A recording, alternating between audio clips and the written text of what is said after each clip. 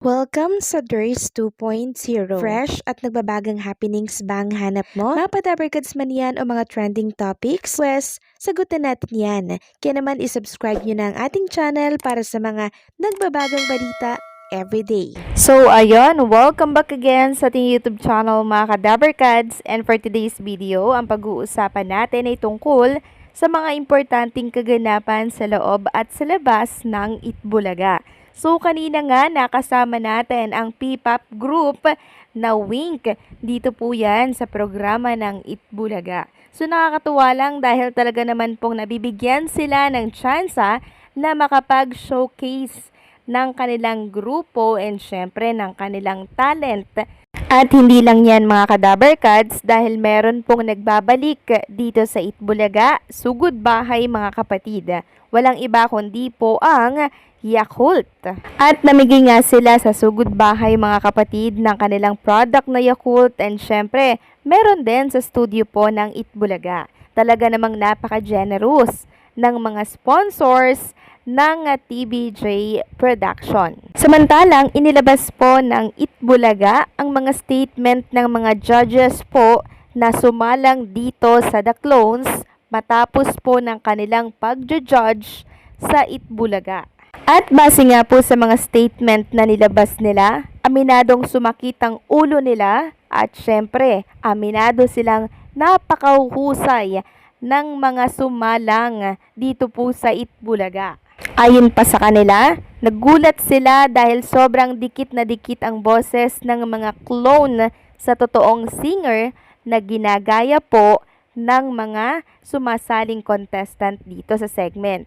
Sabi nga dito, maraming sumakit ang ulo, maraming na-challenge at marami rin ang na-surprise sa mga ka-boys nilang singers. So maging sila mga kadabarkads, aminadong ang hirap po magbigay ng score, ang hirap magbitaw ng salita, ang hirap gumawa ng judgment dahil lahat sila mahuhusay, lahat sila magagaling. At may Saturday mga kadabarkads, 7 na judges na naman na panibago ang kukunin po ng Itbulaga. Pasabog din po ang mga judges na sasalang po sa Sabado. Mga bigatin at talaga namang ma-experience sa pag-judge. Matinding labanan na kasi to mga kadabarkads, kaya hindi po pwedeng putsu-putsu lang po na judges ang kunin ng Itbulaga dito.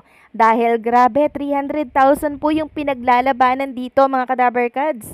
Kaya ang Itbulaga po kumuha ng talagang mga judges.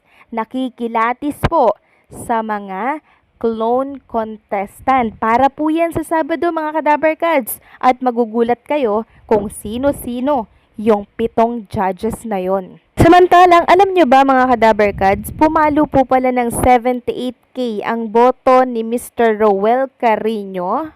Yes po mga kadabarkads, you heard it right. Sabi nga dito sa post ni Jules, wow, grabe, total of 78K votes for Roel Carino, Matt Monroe clones. Combined TBJ official page and EAT, ito ang true trending page. So ito ipapakita ko na lamang din sa inyo.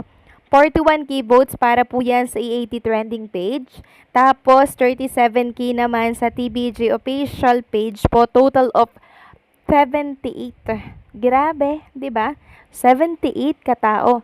At every time na mag-upload ng video yung mga page about kay Roel Carino, milyon, hundreds po yung views. Isang patunay na talaga namang si Roel Carino nakuha ang puso ng masa.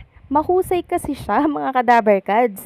Kaya ngayon pa lang, kinukongratulate ko na siya sa kanyang naging performance kanina na talaga naman pong naging pasabog mga kadabarkads. Ang daming nakamiss sa kanya. Plakado din talaga yung mga performance and syempre yung mga pagkantang ginagawa nitong si Roel Carino. Deserve na deserve mong manalo and syempre deserve mong makuha ang tumataginting na 300,000 pesos.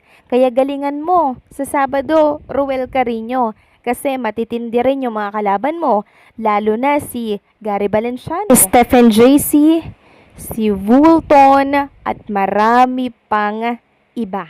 Next topic naman, pag-usapan natin mga Kadaberkads, ang tungkol dito sa clone po ni Elvis Presley na si Jerome Ibardome.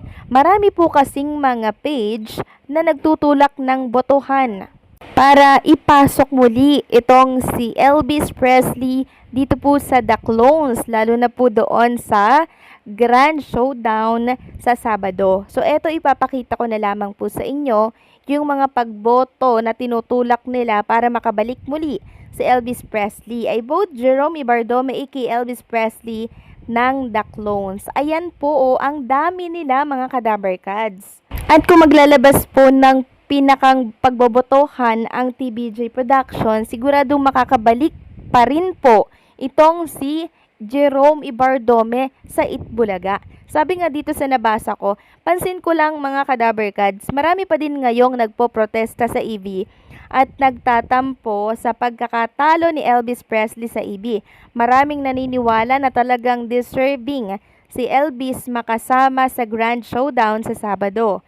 Meron pa akong nababasa na wala ng dahilan para mag-abang pa sa The Clones ng EB dahil wala na si Elvis Presley.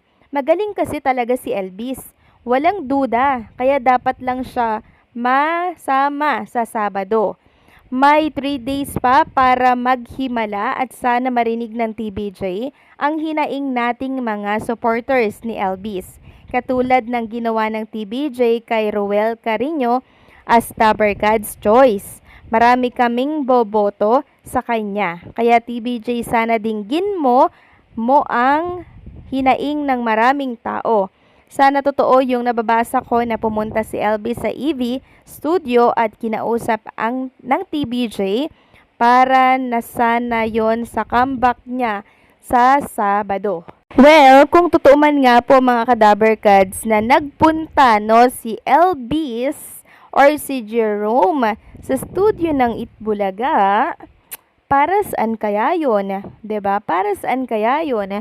Para nga kaya yun sa pagbabalik niya or sa comeback niya dito sa Itbulaga? Isasama nga kaya siya sa Grand Showdown sa Sabado. Nako, masyado yatang nakakagulantang yan mga Kadaberkads, no? Sana totoo ha. Kasi may ilang araw pa naman, meron pang 3 days para magbago po yung desisyon ng TBJ at bigyan po siya ng tsansang makabalik dito po sa The Clones at muli niyang mapatunayan yung husay niya na deserve niya talagang mapasali sa Grand Showdown sa Sabado kasi mahusay naman talaga itong si Elvis Presley or si Jerome Ibardome. So, sang-ayon po ba kayo mga Kadaberkads na mapasama siyang muli sa Sabado? Please comment down below nang malaman natin at marinig tayo ng TBJ sa inyong mga hinaing na ibalik po siya sa Itbulaga, okay? And also, huwag niyo kalimutang i-share itong video natin, i-like at mag-comment kayo and babasahin natin yan, okay? So, paano mga Kadaberkads? Hanggang dito na lamang po ang update natin. Maraming salamat sa patuloy po na pagsuporta.